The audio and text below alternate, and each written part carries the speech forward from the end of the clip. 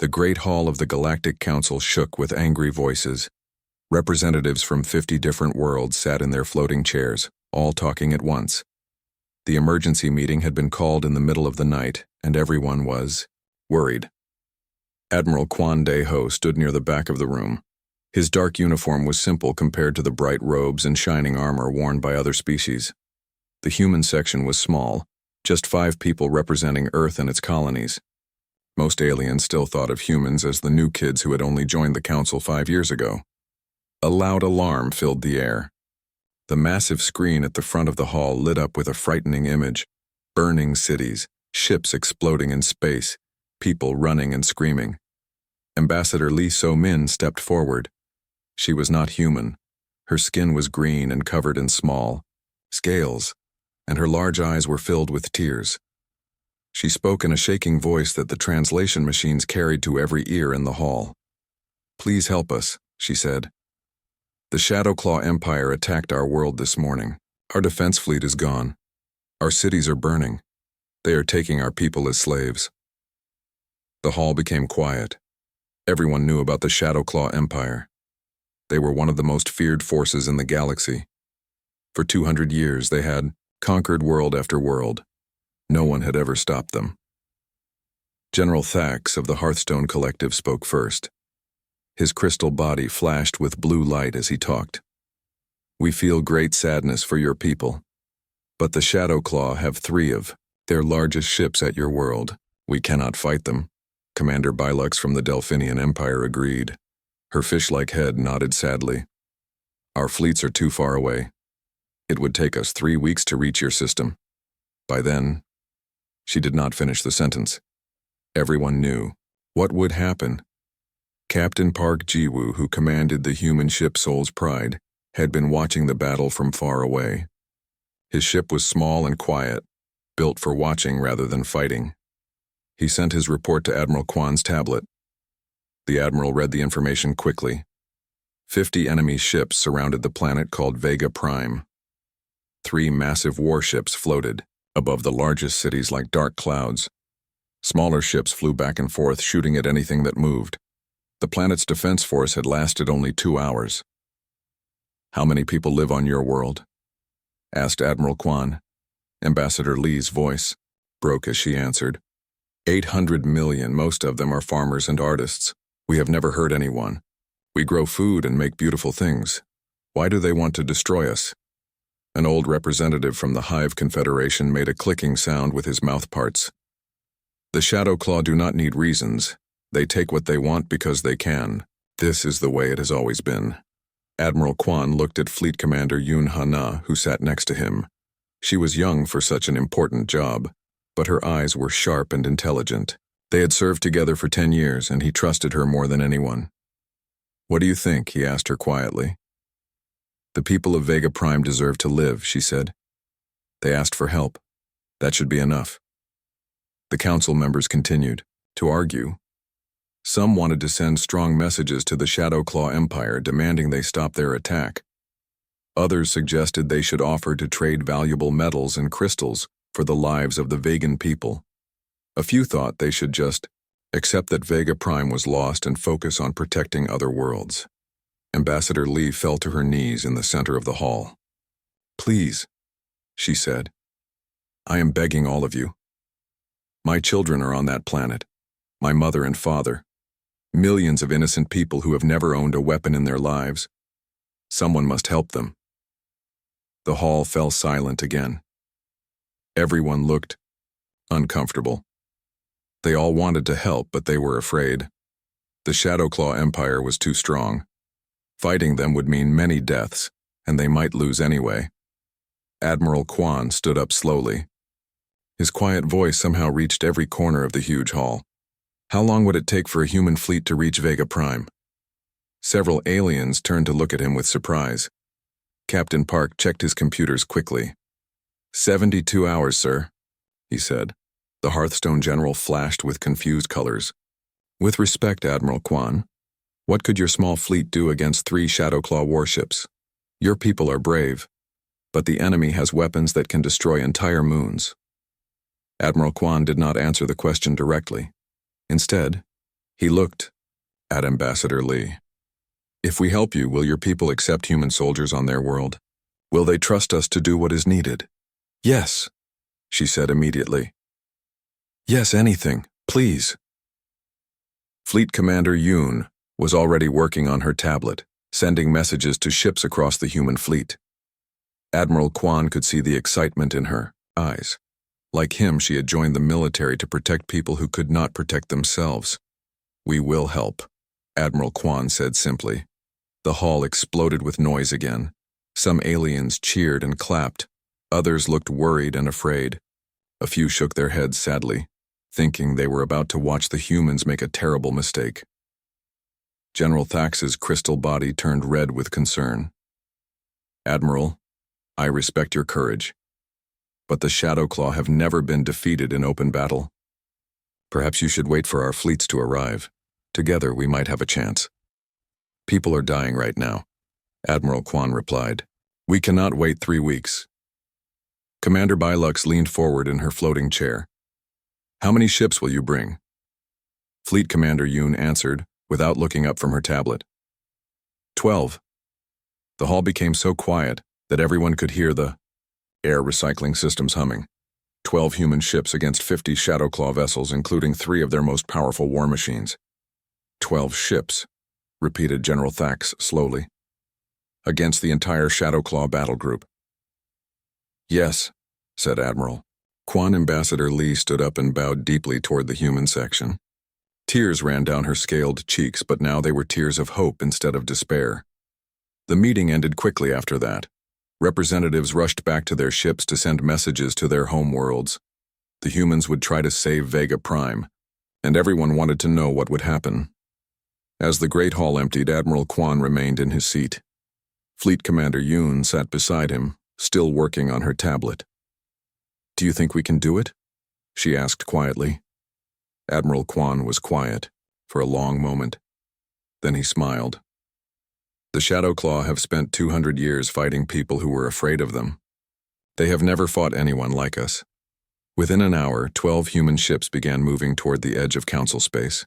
They were not the largest ships in the galaxy, or the prettiest, or the ones with the most powerful weapons, but they carried something that the Shadowclaw had never faced before. People who refused to let innocent civilians die while they had the power to stop it. 3 days later, the human fleet moved through space toward Vega Prime. The 12 ships looked small and simple compared to the beautiful vessels of other species. Where alien ships were covered in bright colors and smooth curves, human ships were gray and angular, built for function rather than beauty. Captain Shin Min-ho stood on the bridge of the flagship Incheon Thunder. Through the large windows, he could see the other ships in the fleet. Each one was different. Some were built for fighting, others for watching and gathering information, and a few carried special equipment that most aliens had never seen before. The captain called his officers together for a meeting. The room was small and plain, with metal walls and simple chairs. Maps and charts covered every surface, showing the location of enemy ships and the best routes to approach Vega Prime without being seen. Lieutenant Colonel Kim A-Ra spread out papers on the table. She was the fleet's expert on alien fighting tactics, and she had studied the Shadowclaw Empire for many years. "The enemy follows the same pattern every time they attack a new world," she explained. "First, they destroy all defense ships quickly to scare the people. Then they park their biggest ships above the major cities so everyone can see them. They want the population to give up without fighting." She pointed to pictures of Shadowclaw vessels. They were huge and black, covered in sharp points and weapon ports. They looked like giant metal insects designed to frighten anyone who saw them. "Their technology is very advanced," Kim continued. "Their energy weapons can cut through most types of armor. Their shields can stop almost any attack. But they have 2 big weaknesses." Commander Choi Dong-min, the chief engineer, leaned forward with interest. His job was to keep all the ship's systems working, and he understood technology better than anyone else on the ship. "What weaknesses?" asked Captain Shin. "First, they have never fought anyone who uses kinetic weapons," Kim explained. "All their shields are designed to stop energy beams and plasma bolts. They do not expect solid objects moving at high speed." Commander Choi nodded with understanding. Like throwing a rock through a window instead of shining a flashlight on it. Exactly. Their second weakness is that they always fight the same way. They expect their enemies to line up and have a big battle with lots of shooting. They have never fought anyone who uses stealth and surprise attacks. Dr. Jiang Sujin, who studied alien biology and behavior, pulled out her own reports. She was quiet and thoughtful, but she understood how different species thought and acted. I have been reading Shadowclaw communications, she said. Their whole society is based on showing strength and making others afraid. When they win a battle, they celebrate by making the defeated people watch them destroy something beautiful, like a piece of art or a historic building. Captain Shin felt anger rise in his chest, but he kept his voice calm. What does this tell us about how they will fight? They will not expect us to attack them, Dr. Yang replied. In their experience, smaller forces always run away or surrender immediately. They will be relaxed and confident, thinking about how to divide up the planet's resources rather than watching for threats. Commander Choi activated a wall screen that showed detailed plans of human ships. To alien eyes, the vessels looked primitive and uninteresting, but the truth was very different.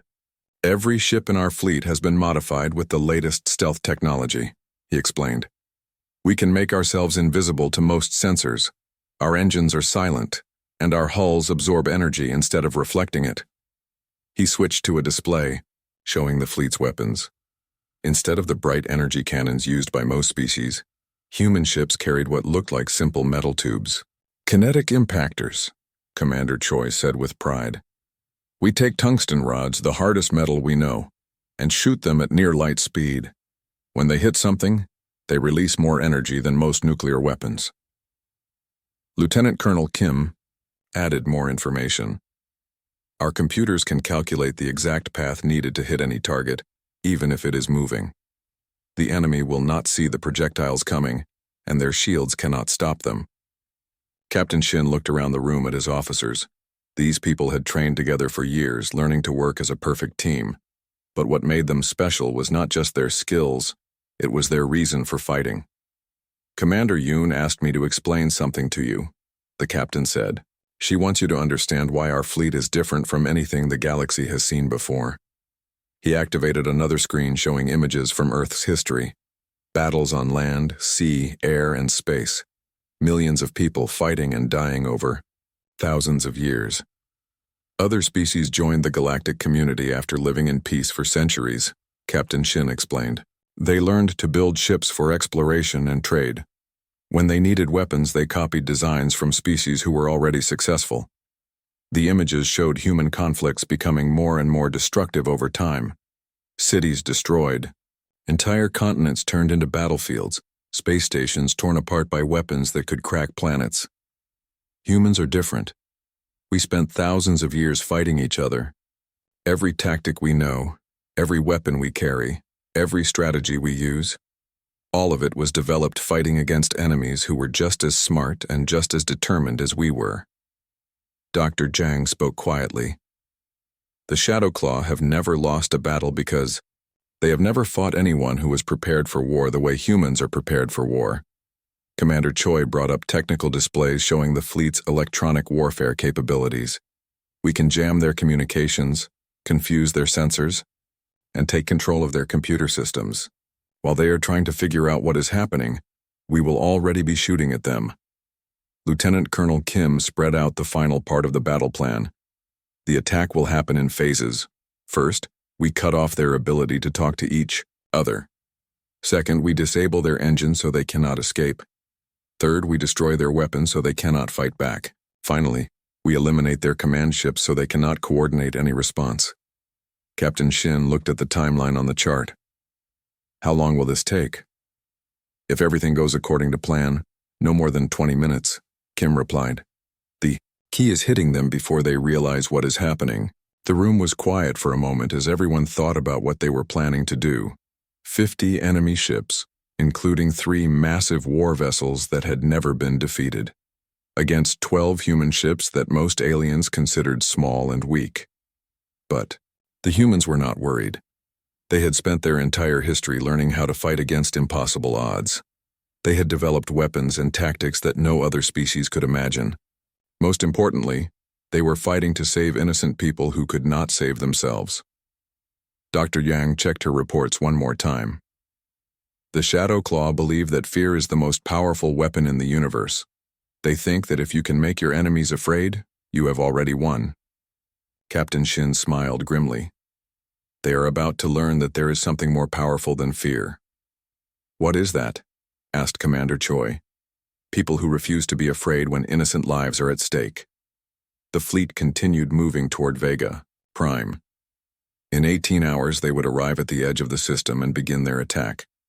The enemy had no idea that 12 human ships were coming. They had no idea that their 200 years of victory were about to end. The humans knew something that the rest of the galaxy was about to learn.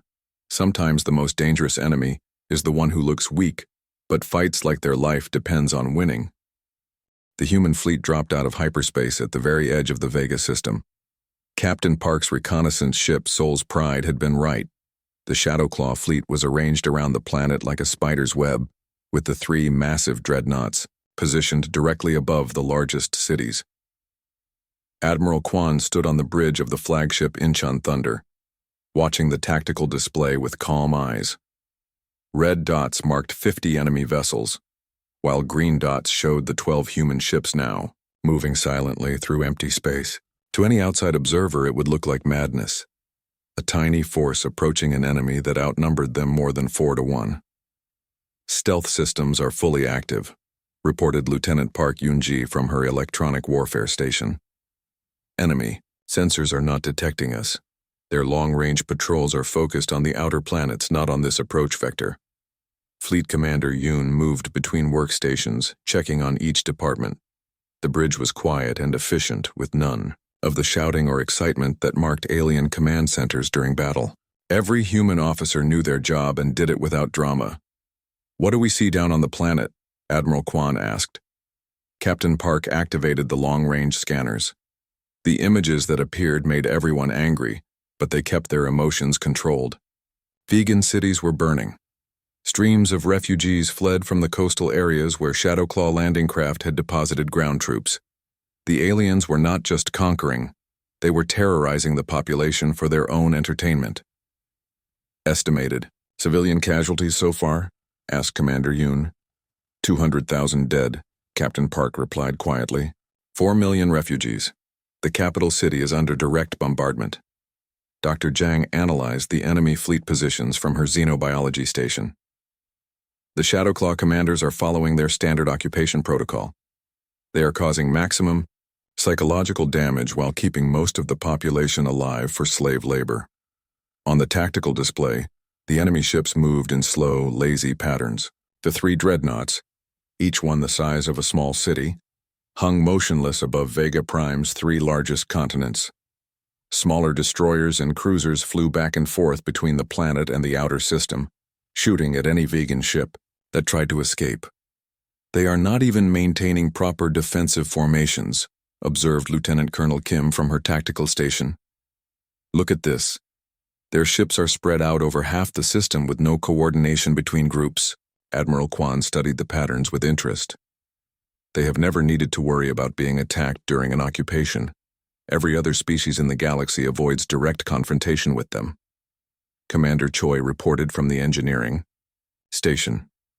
All ships are running silent and cool. The enemy's thermal sensors are not picking us up.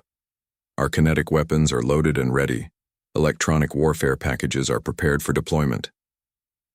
The human fleet moved like ghosts through the dark space between planets. Each ship followed a carefully planned route that would bring them within striking distance of key targets without being detected. Years of fighting against equally advanced human opponents had taught them that surprise was more valuable than any weapon. Captain Lee Tae-young's voice came over the communication system from his stealth destroyer Busan Phantom. I have visual confirmation on the enemy flagship. It is the dreadnought Dark Conquest, positioned directly above the Vegan capital. Estimated crew of 15,000. Captain Nam Gi-taek, commanding the assault cruiser Daegu Hammer, reported from another position. I count 23 destroyer-class vessels in my sector. They are maintaining standard patrol patterns. No indication they suspect our presence. Admiral Kwan looked at the chronometer. They had been in the system for 6 hours, moving carefully into position. The enemy showed no signs of alertness or concern. According to their communications, which Dr. Zhang was monitoring, the Shadow Claw commanders were already planning victory, celebrations. "Admiral," said Dr. Zhang, "I am intercepting messages between the enemy ships. They are discussing how to divide up the vegan population. Some will be taken as slaves. Others will be used for medical experiments. They plan to turn the planet into a factory for making weapons." The bridge remained perfectly quiet, but Admiral Kwan could feel the controlled anger of his crew. These people had volunteered to serve in the human fleet, specifically to prevent situations like this. Every one of them had family members who remembered what it was like when Earth was divided and people suffered under cruel leaders. Fleet Commander Yoon approached the Admiral's command chair. "All ships report ready for engagement. Electronic warfare systems are prepared to jam enemy communications. Targeting solutions have been calculated for all priority vessels. We can begin the attack on your order." Admiral Kwan looked one more time at the tactical display. 50 red dots representing ships full of soldiers who thought they were invincible. 800 million civilians on the planet below who had never hurt anyone. 12 green dots representing the only force standing between the innocent and their destroyers. "Dr. Zhang," he said, "what is the psychological profile of Shadow Claw commanders when faced with unexpected resistance?" "They become confused and angry," she replied. "Their entire tactical doctrine is based on psychological dominance. When that fails, they tend to make poor decisions quickly, rather than thinking through their options." "Commander Choi, how long will it take for our electronic warfare to disable their communications?" 15 seconds to jam their standard channels, 30 seconds to break their encrypted command frequencies. After that, each ship will be isolated and unable to coordinate with the others. "Lieutenant Colonel Kim, once we begin shooting, how quickly can we eliminate their command vessels?" "The 3 dreadnoughts will be destroyed within the first 2 minutes. Their escorts will require an additional 10 minutes. The remaining ships will either surrender or be eliminated piecemeal as they try to escape." Admiral Kwan stood up from his command chair. Around the bridge, every officer prepared for what they had trained their entire careers to do. Not conquest, not glory, not revenge, but the protection of people who could not protect themselves. "All ships," he said into his communication device. "This is Admiral Kwan. Authorization code is Defender 77, execute Protocol 7, protect the innocent, eliminate the threat. Show no mercy to those who prey on the helpless." Lieutenant Park's hands moved across her electronic warfare controls. "Jamming in progress. Enemy communications are down."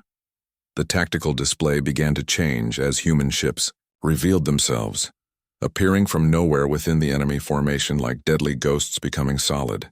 Kinetic weapons activated, targeting systems locked onto priority vessels, and the most advanced war machines ever built by human hands prepared to demonstrate the difference between conquest and protection. "Time to target?" asked Admiral Kwan. 30 seconds, replied Lieutenant Colonel Kim. The Shadow Claw fleet continued its lazy patrol patterns, unaware that their universe was about to change forever. For 200 years they had been the predators and everyone else had been prey. They were about to discover that the galaxy had new guardians, and those guardians had very different ideas about who deserved to live and who deserved to die. Lieutenant Park Yoonji pressed the final button on her control panel. Across the entire Shadow Claw fleet, communication systems went dead in an instant. 50 ships that had been talking to each other constantly were suddenly alone in the dark, unable to call for help or coordinate their response to whatever was about to happen.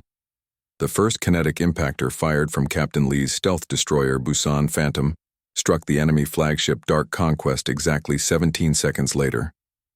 The tungsten rod, moving at nearly the speed of light, hit the massive dreadnought's reactor core with the force of a small star.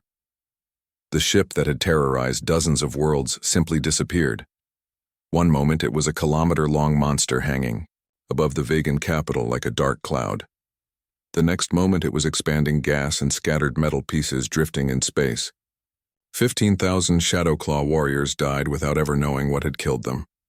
On the bridge of the Incheon Thunder, Admiral Kwan watched the tactical display with satisfaction. First target eliminated. Continue the attack, Captain Nam's. Assault cruiser Daegu Hammer fired next, targeting the second dreadnought above the eastern continent. The enemy ship's shields, designed to absorb energy weapons, did nothing to stop the solid projectile that punched through its hull like paper. The vessel broke in half, its crew compartments venting atmosphere and bodies into space. Second dreadnought.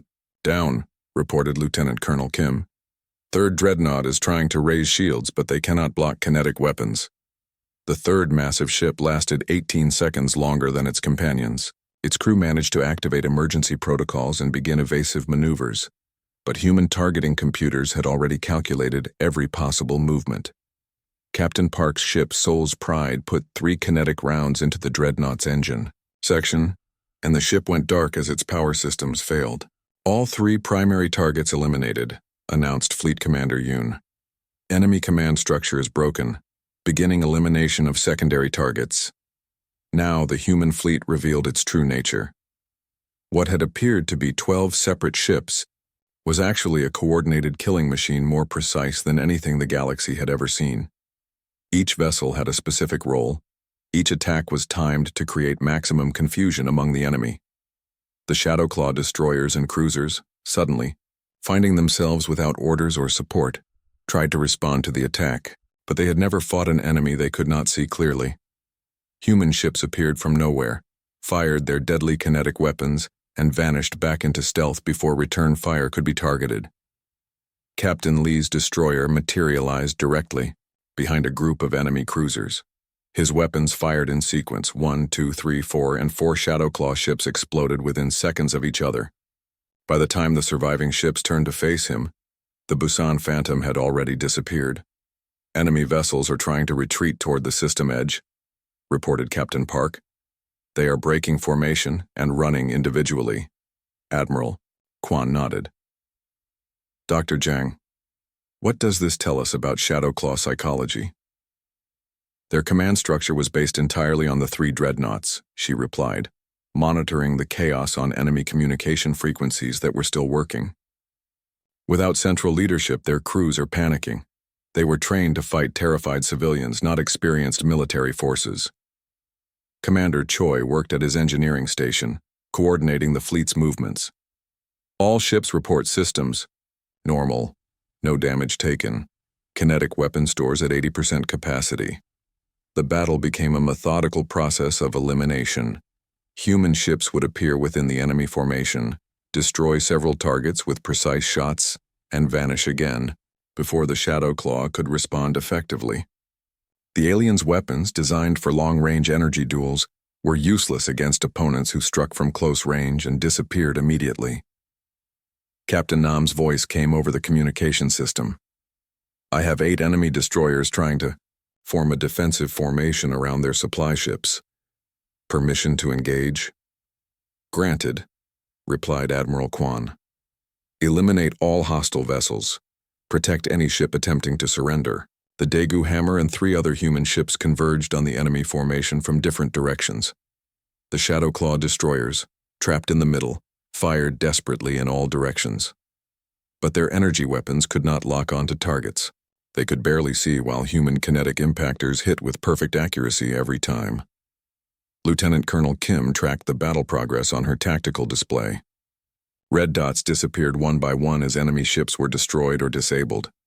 The green dots representing human vessels moved through the chaos like sharks through a school of fish.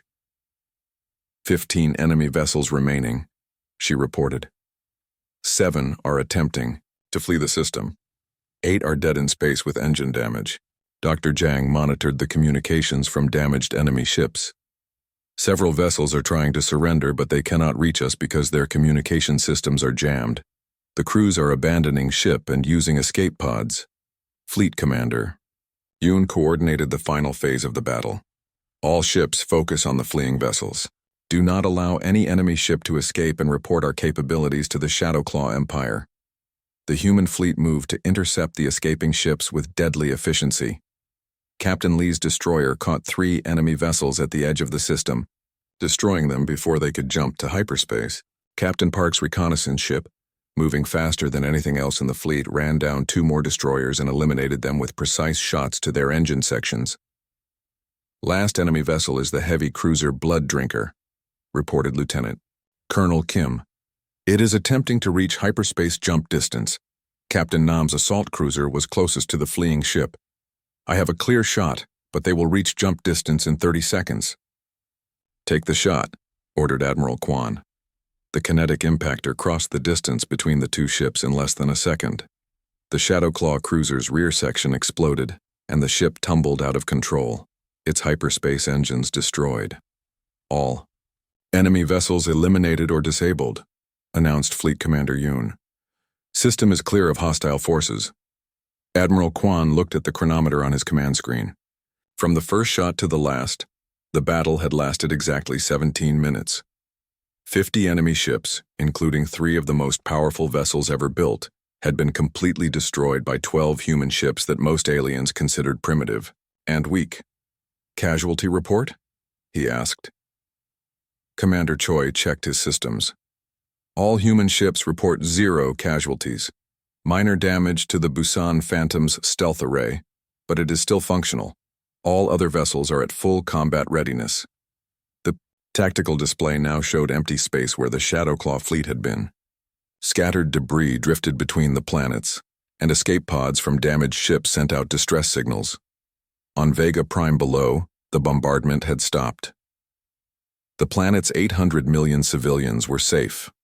Dr. Zhang intercepted a transmission from the planet's surface. Admiral, I am receiving a message from the Vegan planetary government. President Veltar is asking if the attack is over and whether it is safe for refugees to return to their homes. Admiral Kwan activated the communication system. This is Admiral Kwan of the Terran Federation Fleet. The threat to your world has been eliminated. All hostile forces have been destroyed. Your people are safe. The response came immediately, filled with emotion and disbelief. Admiral, this is President Veltar. We saw the enemy ships explode, but we do not understand what happened. How did you destroy so many ships so quickly? We did what we came to do, Admiral Kwan replied simply. We protected your people. Human medical teams will begin providing assistance within the hour. We will remain in the system until you are certain the danger has passed. Lieutenant Park worked to restore communications between the scattered escape pods and their rescue ships. Sir, what should we do about the surviving Shadowclaw crew members? Admiral Kwan considered for a moment. Rescue them and treat their wounded. They are no longer a threat. When they are recovered, they will be turned over to Galactic Council authorities for processing. Fleet Commander Yoon began coordinating humanitarian operations. All ships begin rescue and medical assistance operations. The Vegan people have suffered greatly. It is our job to help them rebuild. As the human fleet moved into orbit around Vega Prime, Admiral Kwan reflected on what they had accomplished. Not just a military victory, but a demonstration of something the galaxy had never seen before. A force that could match the Shadowclaw's technology while surpassing their tactical capabilities completely. The other species in the Galactic Council would receive reports of this battle within days. They would learn that humanity was not the weak newcomer they had assumed. More importantly, they would learn that there were now guardians in the galaxy who would not allow the strong to prey on the weak without consequences. The silence after the battle felt strange and peaceful. Where 50 enemy ships had threatened an entire world just minutes before, now there was only empty space and scattered debris. The 3 massive dreadnoughts that had cast shadows over vegan cities were gone, leaving clear skies and hope where there had been only terror. Captain Shin established communication with the planetary government from his position above the northern continent. President Veltar's voice carried a mixture of relief, gratitude, and complete amazement at what had just happened. Admiral Kwan, the Vegan leader, said, "Our people are coming out of their hiding places. The bombing has stopped. The enemy soldiers on our surface are surrendering or fleeing. But we do not understand. How did 12 ships destroy an entire Shadowclaw fleet so quickly?" Admiral Kwan chose his words carefully. We used tactics and weapons that the enemy did not expect. The important thing is that your people are safe. Now, Dr. Zhang began coordinating with vegan medical authorities to provide aid to civilian casualties. Human medical teams trained to work with many different alien species, prepared to beam down to the planet's surface. Their equipment was advanced but simple to use, designed to save lives rather than impress observers. Doctor, called President Veltar, our hospitals are full of injured civilians. Many of our medical facilities were damaged in the bombing. Can you help us? We can help, Dr. Zhang replied immediately. Human medical teams will work alongside your doctors. We have supplies and equipment that can treat injuries from energy weapons and kinetic bombardment. Our people will remain as long as you need them. Lieutenant Colonel Kim worked with her analysis team to examine the wreckage of destroyed Shadowclaw vessels. But this was not salvage work or an attempt to steal enemy technology. Instead, she was gathering intelligence about Shadowclaw capabilities and tactics that could help protect other worlds in the future. What are you learning about their strategic plans? Asked Admiral Kwan. Kim activated a wall display showing information recovered from enemy computer systems. The attack on Vega Prime was just the beginning of a much larger campaign.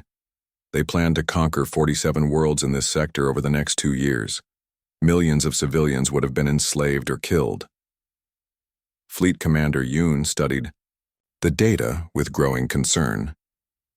These are all peaceful species, farmers, artists, researchers. None of them have significant military forces. The Shadowclaw specifically targeted worlds that could not defend themselves, Kim continued. They have done this for 2 centuries, growing stronger by preying on the weak while avoiding any species that might fight back effectively. Admiral Kwan looked at the list of targeted worlds. Each one represented millions of innocent people who had been living their lives peacefully, unaware that they were marked for conquest and slavery. The scope of the planned devastation was enormous. Captain Park's reconnaissance team had been monitoring communications across the entire region. Sir, we are receiving reports from other systems. Word of the battle is spreading quickly. Several Shadowclaw fleets have stopped their advance and returned to defensive positions around their own worlds. Dr. Zhang looked up from her medical coordination work. The psychological impact on the Shadowclaw Empire will be significant. They have never suffered a complete defeat like this. Their entire society is based on the belief that they are superior to all other species. On the planet below, vegan civilians began emerging from shelters and underground hiding places. Families reunited, crying with relief and joy. Children who had spent days in terror pointed at the sky where human ships now patrolled peacefully, their presence a guarantee of safety. Commander Choi received reports from all 12 ships in the fleet.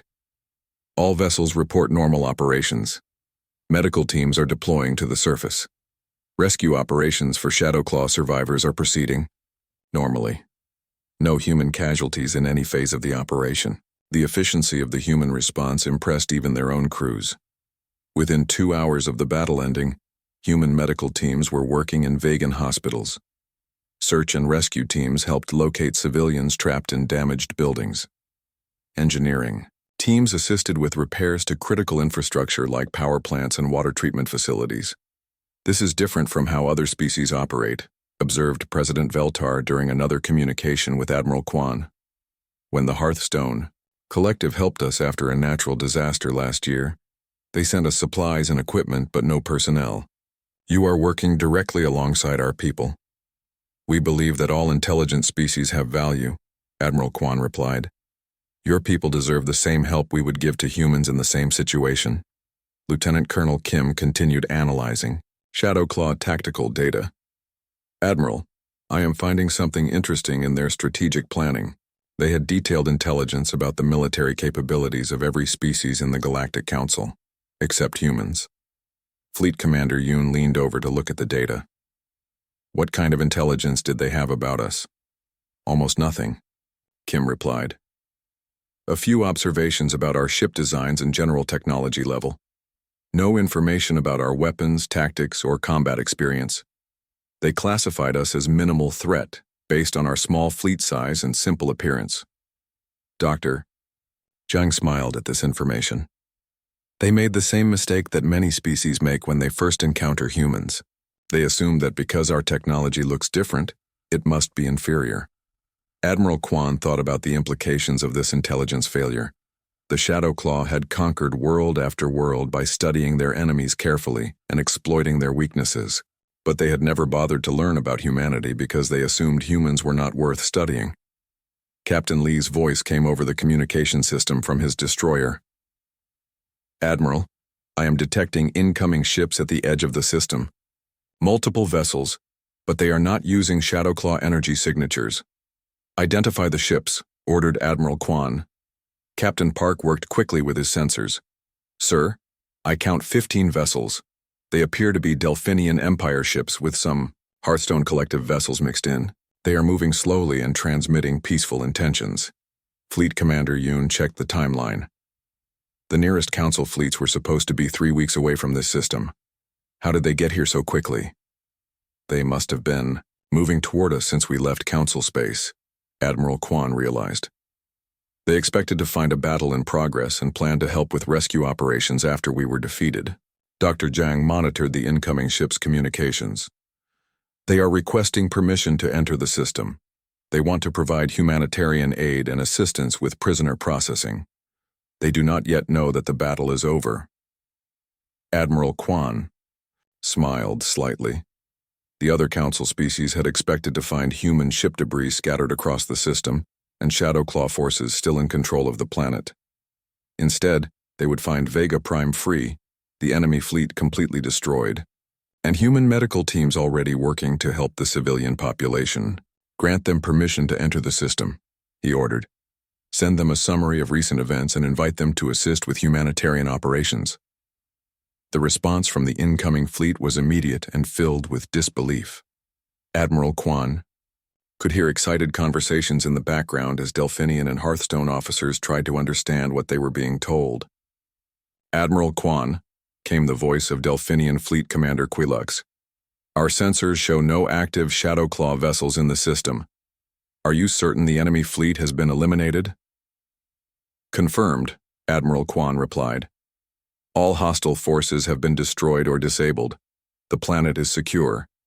Your assistance with refugee processing and medical aid would be welcome. There was a long pause before Commander Quilux responded.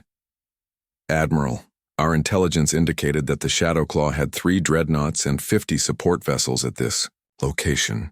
How many ships did you lose in the battle? None. Admiral Quan answered simply. Another pause, even longer this time. Admiral, please repeat your last transmission. Did you say you lost no ships?